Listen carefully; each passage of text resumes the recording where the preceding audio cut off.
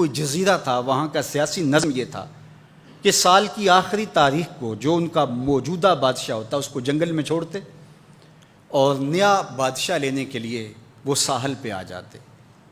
جو پہلا شخص ساحل پہ اترتا اس کو اپنا حکمران مان لیتے، جو بھی حکمران بن جاتا وہ خوش ہو جاتا، حالانکہ اس کو بتا دیتے کہ ایک سال کے لیے تجھے منتخب کیا ہے، سال کی آخری تاریخ کو تخت سے اٹھائیں گے، باندھیں گے، جکڑیں گے، اور اسی جزیرے کے دوسرے کنارے ایک جنگل ہے جہاں خاردار جھاڑیاں اور موذی جانور ہیں، وہاں تجھے پھینک دیں گے۔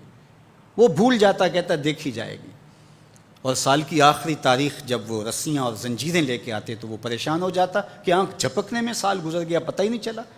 پھر روتا ہوا چیختا ہوا اس جنگل میں جاتا اور لوگ اس کو چھوڑ کے آ جاتے اور درندوں کا رزق بن جاتا، اور جو بھی آتا اس نے کبھی انکار نہیں کیا تھا۔ پہلی بار ایسا ہوا کہ جس شخص کو انہوں نے ہار ڈالے، گارڈ آف آنر دیا، تعظیم تکریم دی، سیلوٹ کیا، اس نے کہا یہ سب کیا ہے؟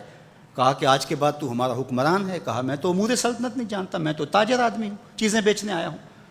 کہا کہ ہمارا اصول یہی ہے کہ سال کی پہلی تاریخ کو پہلا شخص جو جزیرے پہ قدم رکھتا ہے وہ ہمارا حکمران ہوتا ہے۔ اس نے کہا میں تو امور سلطنت کو نہیں جانتا، تو یہ کس طرح ذمہ داری قبول کر سکتا ہوں؟ انہوں نے کہا کہ تمہیں کرنا ہوگی، اس کے علاوہ کوئی راستہ نہیں ہے، ہمارا یہ قانون ہے، ضابطہ ہے، اور یہ بھی بتا دیں کہ سال کی آخری تاریخ کو تجھے اسی جنگل کے دوسرے کنارے چھوڑ آئیں گے جہاں موذی جانوروں کا رین بسیرا ہے۔ تو اس نے کہا اگر انجام اتنا دردناک اور خطرناک ہے پھر تو میں بالکل جانے کے لیے تیار نہیں ہوں۔ تو انہوں نے کہا تو چاہے نہ چاہے باندھ کے بھی تخت پہ بٹھانا پڑا تمہیں بٹھائیں گے۔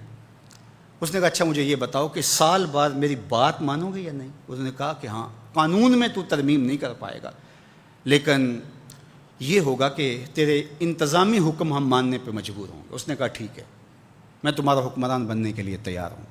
رومی بولتے ہیں کہ جب بھی کوئی شخص تخت نشین ہوتا تو وہ بھول جاتا کہ میرے 7 سال کی آخری تاریخ میں کیا ہونے والا ہے۔ وہ عیش و عشرت کرتا اور یوں وقت گزارتا، سال کی آخری تاریخ آنکھ جھپکنے میں آ جاتی۔ لیکن یہ پہلا شخص تھا، تخت نشین ہوتے اس نے پہلا حکم نامہ جاری یہ کیا کہ کمانڈوز بلائے جائیں۔ بلائے گئے، کہا اس جنگل میں چلے جاؤ جہاں تم بادشاہوں کو پھینک کے آتے ہو اور وہاں کے موذی جانور کاٹ ڈالو۔ پھر بلدیہ کے ملازمین بلائے، کہا جاؤ جا کے وہاں کی جھاڑیاں کاٹو۔ پھر معمار بلائے، کہا جا کے وہاں محل تیار کرو۔ کچھ لوگوں کو بلایا، کہا جا کے وہاں پھول لگاؤ، پھلدار درخت لگاؤ، سایہ دار شجر لگاؤ۔ پوری حکومتی مشینری اس جنگل کو کٹوانے، وہاں کے موذی جانور قتل کروانے اور وہاں خوبصورت محل بنوانے، کنویں کھدوانے اور پھلدار درخت لگوانے میں صرف کر دی۔ اب سال کی آخری تاریخ کو جب وہ زنجیریں لے کر آئے تو اس نے کہا کہ مجھے کیوں جکڑتے ہو، میں خود جانے کے لیے تیار ہوں، اس لیے کہ یہ اس تخت پہ آرام سے نہ بیٹھا، یہاں بیٹھ کے تیاری وہاں کی کرتا رہا جہاں اس نے جانا تھا۔ کافر اور فاسق دنیا کے تخت پہ عیش کرتا ہے، بھول جاتا ہے کہ میں نے کہاں جانا ہے، اور صالح مومن اس تخت پہ آرام سے نہیں بیٹھتا، جہاں جانا ہے اس کے لیے تیاری کرتا رہتا ہے۔ اور جب جنازہ اٹھتا ہے تو وہ کہتا ہے اجلوا بی ولا تؤخروا بی، دیر نہ کرو، مجھے جلدی لے جاؤ، میرا تو وہاں انتظار ہو رہا ہے۔ اور پھر جب وہ وہاں پہنچتا ہے تو القبر روضۃ من ریاض الجنہ، وہ جنت کے باغوں میں سے باغ بن چکی ہوتی ہے۔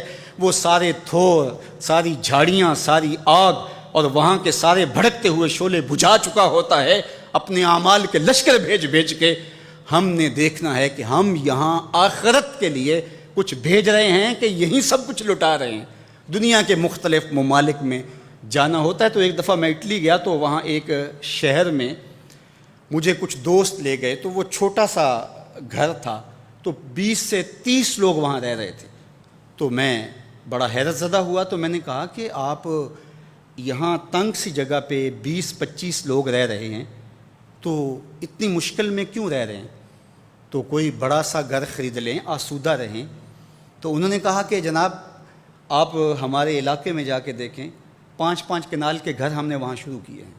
ہم یہاں کمائی کرنے آئے ہیں، عیش کرنا تھوڑے آئے ہیں، ہم تو چند سالوں کے لیے یہاں آئے ہیں، اس لیے ہم یہاں سے کماتے ہیں، بھیجتے وہاں ہے جہاں ہم نے ہمیشہ جا کے رہنا ہے۔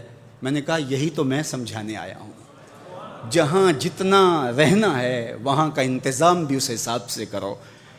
حضور نے فرمایا کن فی الدنیا کانک غریب او عابر السبیل، دنیا میں ایسے رہو جس طرح مسافر اجنبی رہتا ہے۔ دنیا پر جینا لگا کے بیٹھ جاؤ، چند دن کے لیے آئے ہو، یہ آخرت کی کھیتی ہے، دارالعمل ہے، وہ آخر دارالجزا ہے۔ تو قبل اس سے کہ وہ وقت آئے ہاتھ ملتے رہ جائیں، توبہ کا در کھلا ہے، سورج ابھی مغرب سے طلوع نہیں ہوا، اللہ کی رحمتیں برس رہی ہیں، اٹھے ہوئے ہاتھ وہ موڑتا نہیں، خالی نہیں پھیرتا۔ تو اس کی دہلیز، اس کا در، اس کی